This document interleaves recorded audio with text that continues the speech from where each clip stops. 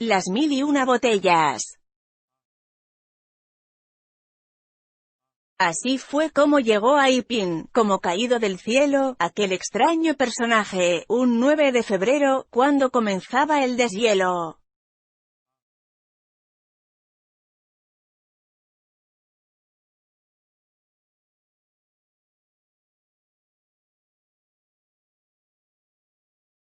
Su equipaje llegó al día siguiente.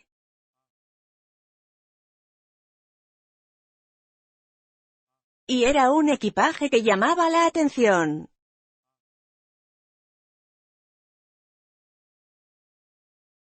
Había un par de baúles, como los de cualquier hombre corriente, pero, además, había una caja llena de libros, de grandes libros, algunos con una escritura ininteligible, y más de una docena de distintas cajas y cajones embalados en paja, que contenían botellas, como pudo comprobar el señor Hall, quien, por curiosidad, estuvo removiendo entre la paja.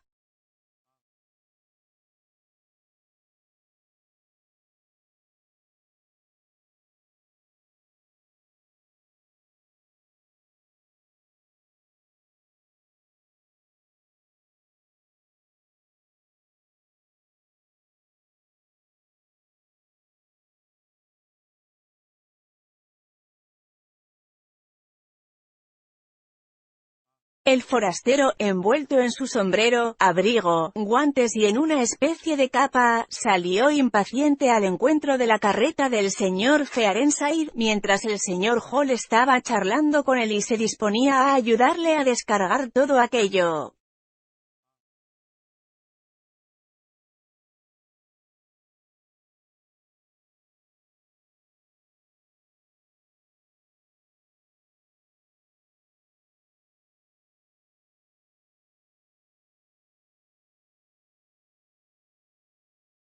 Al salir, no se dio cuenta de que el señor Fearenside tenía un perro, que en ese momento estaba olfateando las piernas al señor Hall.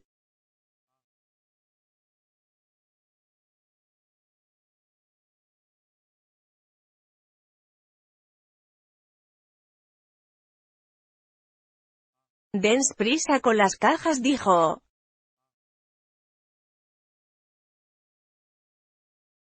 «He estado esperando demasiado tiempo».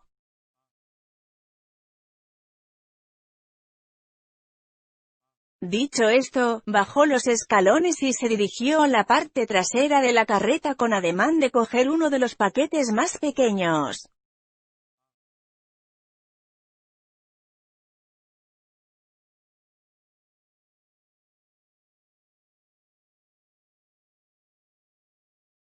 Nada más verlo, el perro del señor Fearenside empezó a ladrar y a gruñir, y cuando el forastero terminó de bajar los escalones, el perro se abalanzó sobre él y le mordió una mano.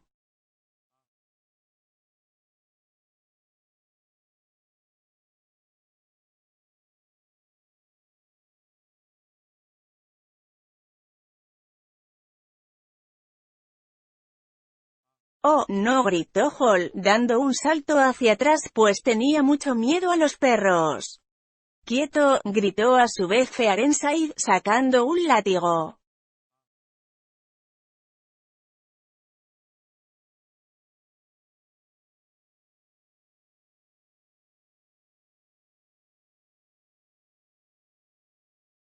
Los dos hombres vieron cómo los dientes del perro se hundían en la mano del forastero, y después de que éste le lanzara un puntapié, vieron cómo el perro daba un salto y le mordía la pierna, oyéndose claramente cómo se le desgarraba la tela del pantalón.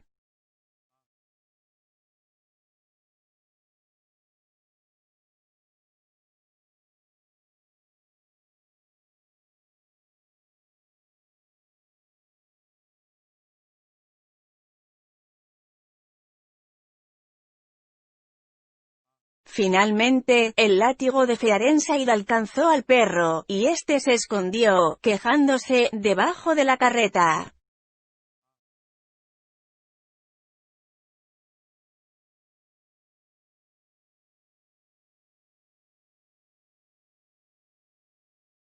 Todo ocurrió en medio segundo. y solo se escuchaban gritos.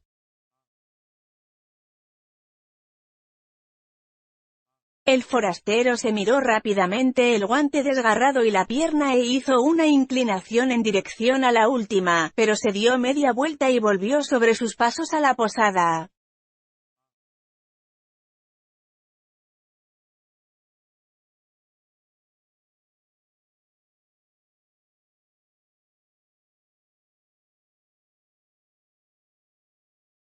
Los dos hombres escucharon cómo se alejaba por el pasillo y las escaleras hacia su habitación.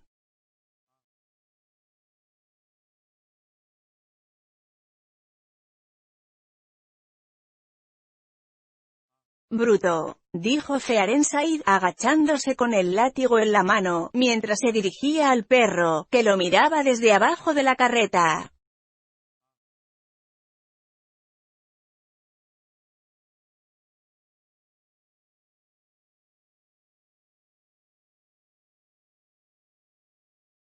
«Es mejor que me obedezcas y vengas aquí».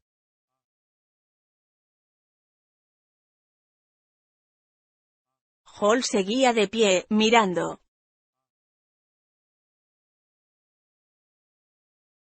«Le ha mordido».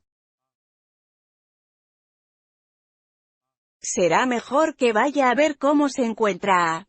Subió detrás del forastero.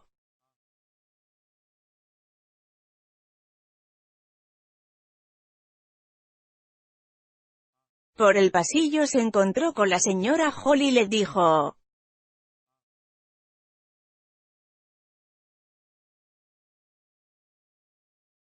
«Le ha mordido el perro del carretero».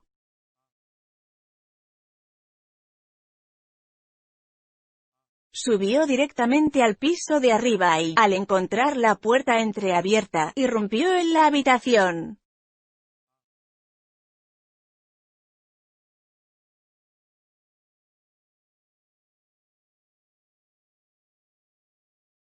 Las persianas estaban echadas y la habitación a oscuras.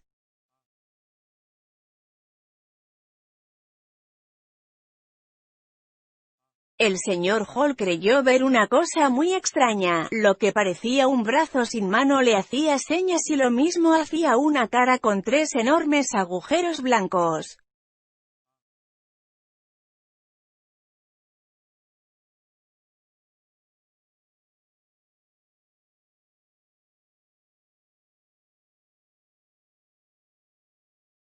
De pronto recibió un fuerte golpe en el pecho y cayó de espaldas. Al mismo tiempo le cerraron la puerta en las narices y echaron la llave.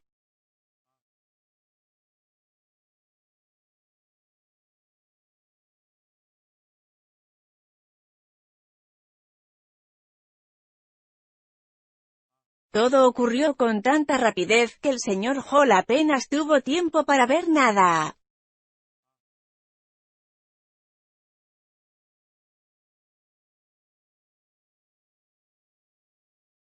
Una oleada de formas y figuras indescifrables, un golpe y, por último, la conmoción del mismo.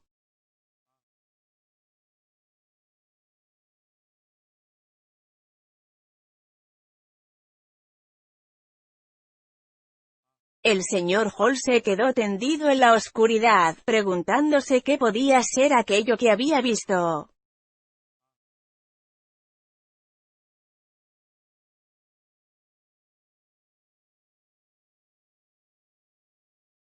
Al cabo de unos cuantos minutos se unió a la gente que se había agrupado a la puerta del Trojan Horses.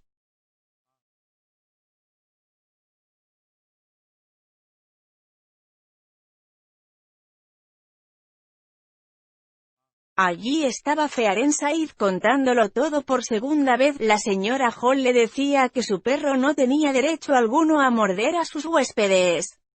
Haxter, el tendero de enfrente, no entendía nada de lo que ocurría, y Sandy Wadierska, el herrero, exponía sus propias opiniones sobre los hechos acaecidos. Había también un grupo de mujeres y niños que no dejaban de decir tonterías. «A mí no me hubiera mordido, seguro. No está bien tener ese tipo de perro». «¿Y entonces, por qué le mordió?».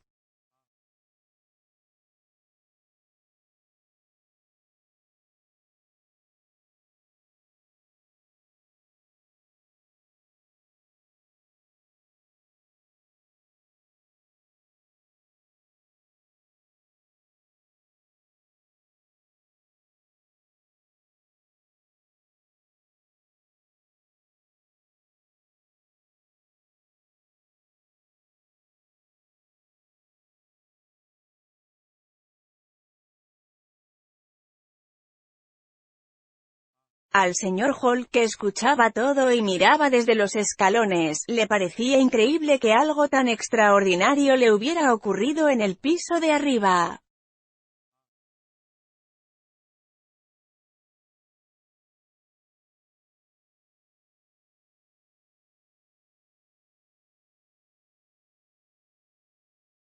Además, tenía un vocabulario demasiado limitado como para poder relatar todas sus impresiones.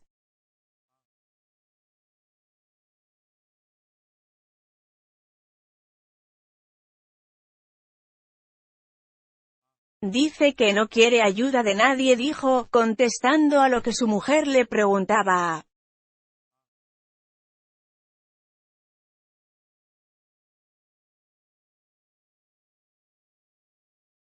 Será mejor que acabemos de descargar el equipaje.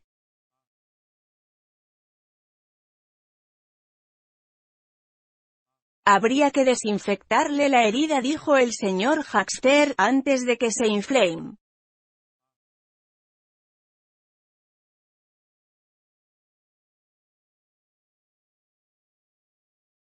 Lo mejor sería pegarle un tiro a ese perro, dijo una de las señoras que estaban en el grupo.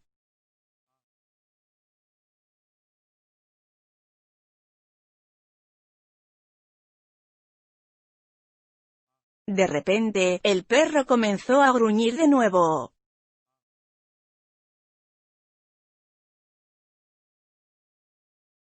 Vamos, gritó una voz enfadada.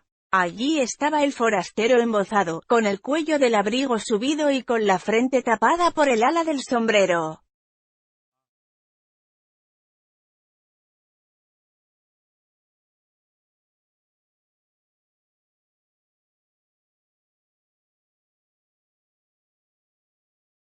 Cuanto antes suban el equipaje, mejor.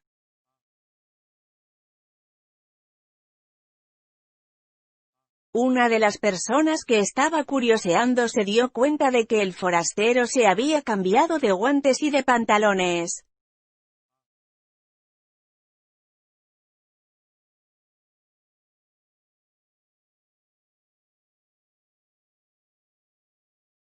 ¿Le ha hecho mucho daño, señor?, preguntó Fearenside y añadió.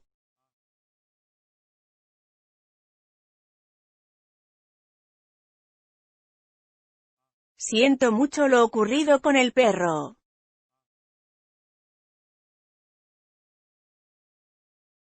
No ha sido nada, contestó el forastero.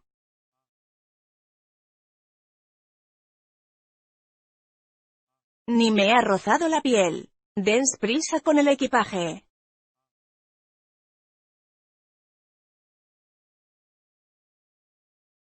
Según afirma el señor Hall, el extranjero maldecía entre dientes.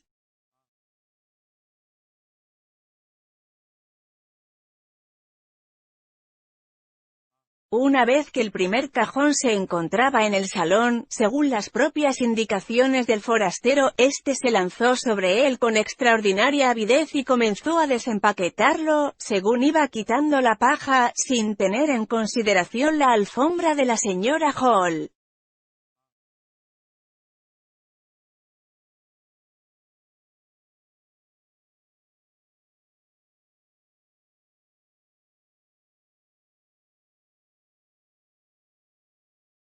Empezó a sacar distintas botellas del cajón, frascos pequeños, que contenían polvos, botellas pequeñas y delgadas con líquidos blancos y de color, botellas alargadas de color azul con la etiqueta de «veneno», botellas de panza redonda y cuello largo, botellas grandes, y unas blancas y otras verdes, botellas con tapones de cristal y etiquetas blanquecinas, botellas taponadas con corcho, con tapones de madera, botellas de vino, botellas de aceite, y las iba colocando en fila en cualquier sitio, sobre la cómoda, en la chimenea, en la mesa que había debajo de la ventana, en el suelo, en la librería.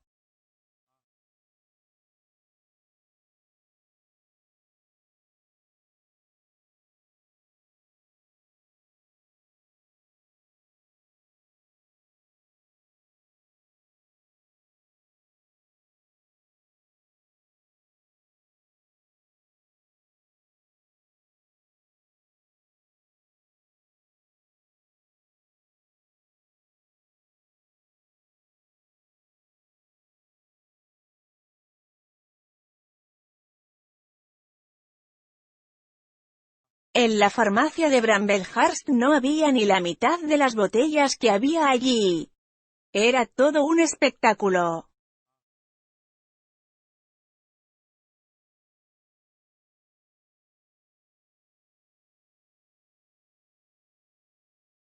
Uno tras otro, todos los cajones estaban llenos de botellas, y, cuando los 6 cajones estuvieron vacíos, la mesa quedó cubierta de paja. Además de botellas, lo único que contenían los cajones eran unos cuantos tubos de ensayo y una balanza cuidadosamente empaquetada.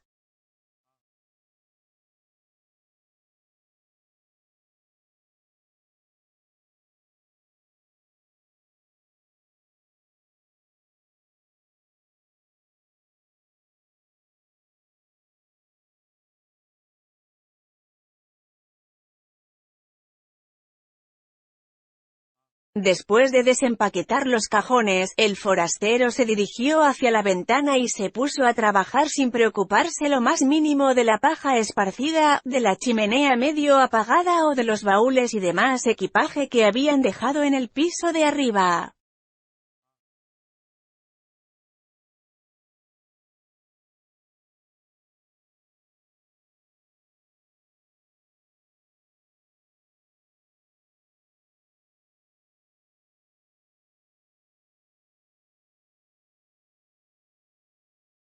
Cuando la señora Hall le subió la comida, estaba tan absorto en su trabajo, echando gotitas de las botellas en los tubos de ensayo, que no se dio cuenta de su presencia hasta que no había barrido los montones de paja y puesto la bandeja sobre la mesa, quizá con cierto enfado, debido al estado en que había quedado el suelo.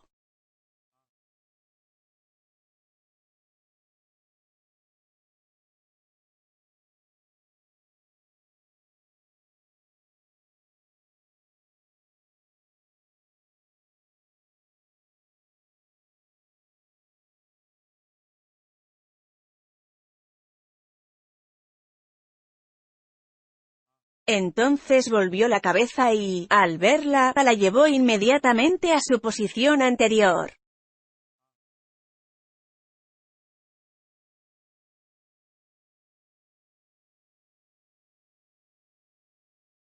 Pero la señora Hall se había dado cuenta de que no llevaba las gafas puestas, las tenía encima de la mesa, a un lado, y le pareció que en lugar de las cuencas de los ojos tenía 2 enormes agujeros.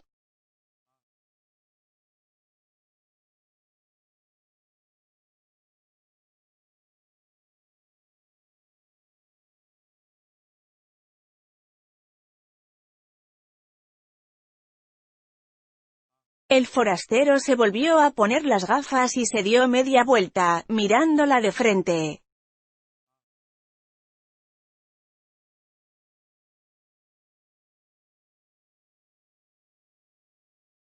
Iba a quejarse de la paja que había quedado en el suelo, pero él se le anticipó.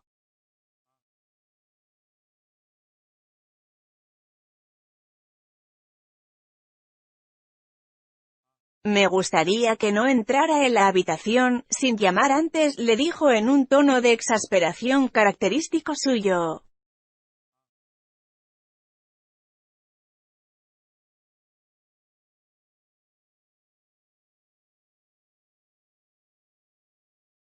He llamado, pero al parecer, quizá lo hiciera. Pero en mis investigaciones que, como sabe, son muy importantes y me corren prisa, la más pequeña interrupción, el crujir de una puerta, hay que tenerlo en cuenta.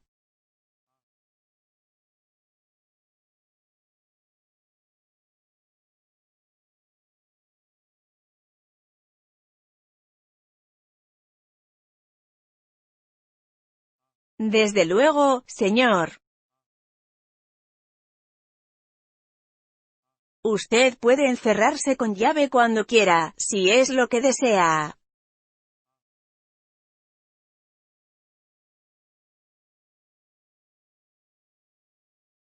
Es una buena idea, contestó el forastero.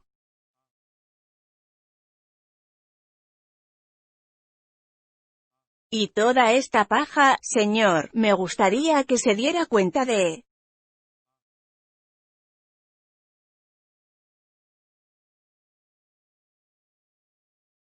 No se preocupe. Si la paja le molesta, anótemelo en la cuenta.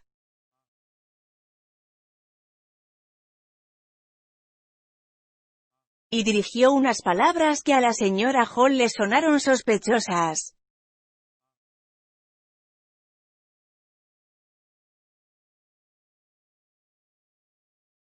Allí, de pie, el forastero tenía un aspecto tan extraño, tan agresivo, con una botella en una mano y un tubo de ensayo en la otra, que la señora Hall se asustó.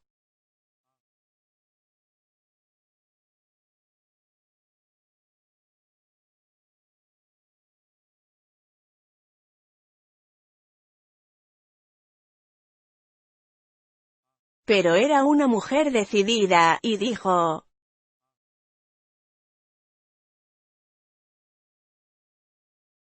«En ese caso, señor, ¿qué precio cree que sería conveniente?»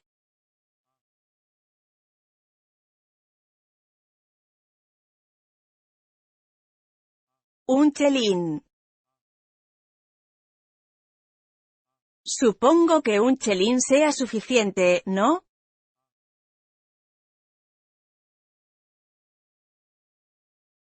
Claro que es suficiente,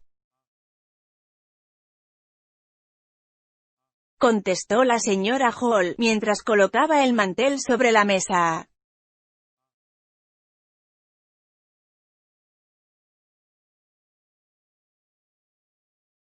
Si a usted le satisface esa cifra, por supuesto.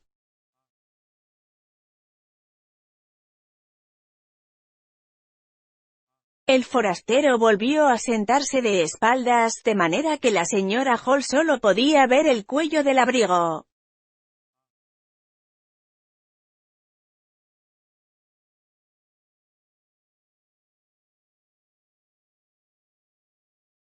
Según la señora Hall, el forastero estuvo trabajando toda la tarde, encerrado en su habitación, bajo llave y en silencio.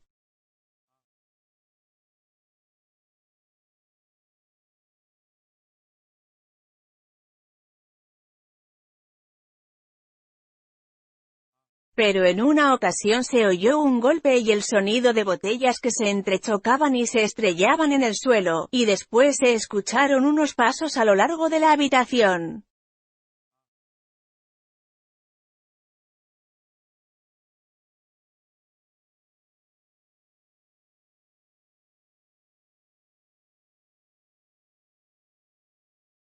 Temiendo que algo hubiese ocurrido, la señora Hall se acercó hasta la puerta para escuchar, no atreviéndose a llamar.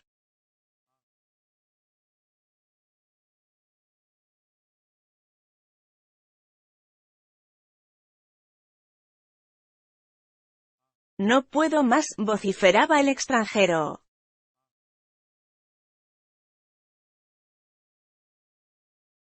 «No puedo seguir así. 300.000, 400.000.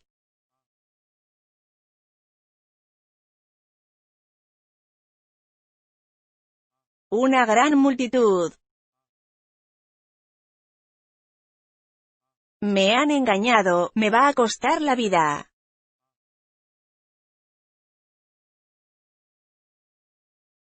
Paciencia, necesito mucha paciencia.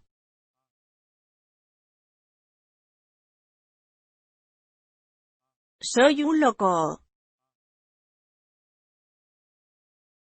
En ese momento, la señora Hall oyó cómo la llamaban desde el bar, y tuvo que dejar, de mala gana, el resto del soliloquio del visitante.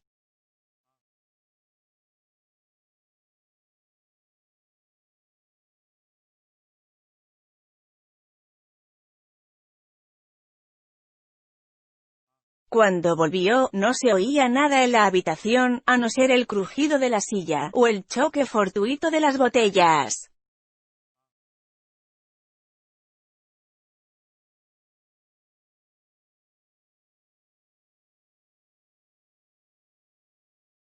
El soliloquio ya había terminado, y el forastero había vuelto a su trabajo.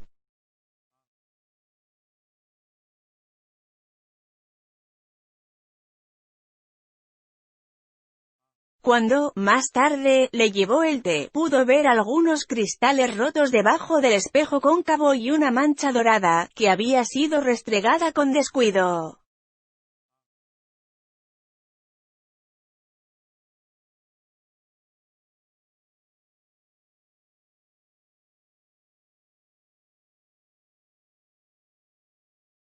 La señora Hall decidió llamarle la atención.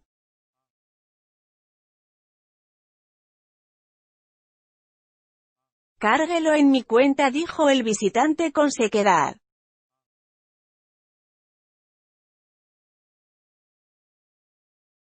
«Y por el amor de Dios, no me moleste».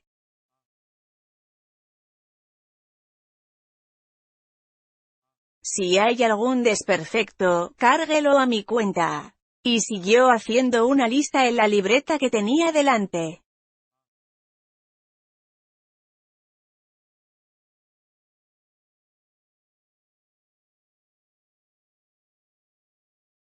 «Te diré algo», dijo Fearenside con aire de misterio.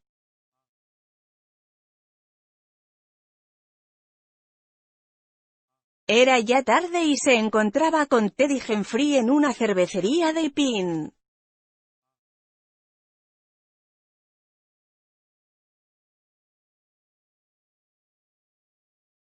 «¿De qué se trata?», dijo Teddy Humphrey.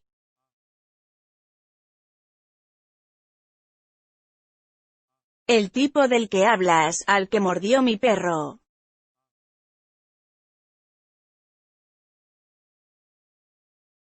«Pues bien, creo que es negro».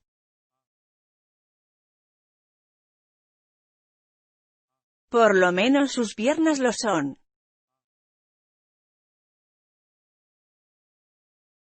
Pude ver lo que había debajo del roto de sus pantalones y de su guante.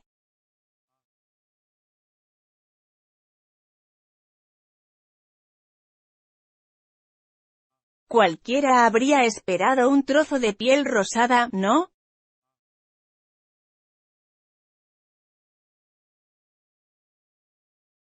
Bien, pues no lo había. Era negro. Te lo digo yo, era tan negro como mi sombrero.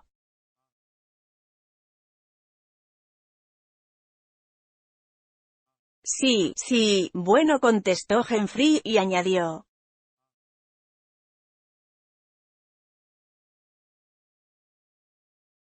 De todas formas es un caso muy raro.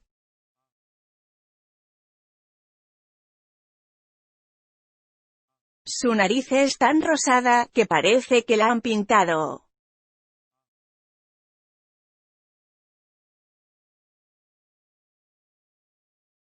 Es verdad, dijo Fearenside. Yo también me había dado cuenta. Y te diré lo que estoy pensando.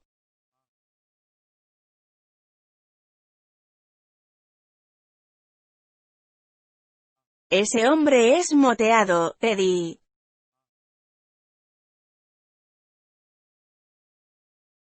Negro por un lado y blanco por otro, a lunares.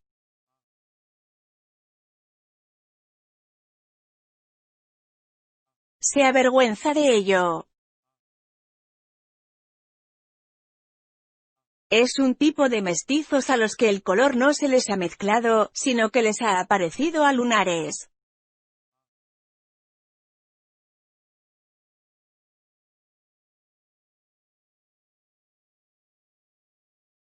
Ya había oído hablar de este tipo de casos con anterioridad.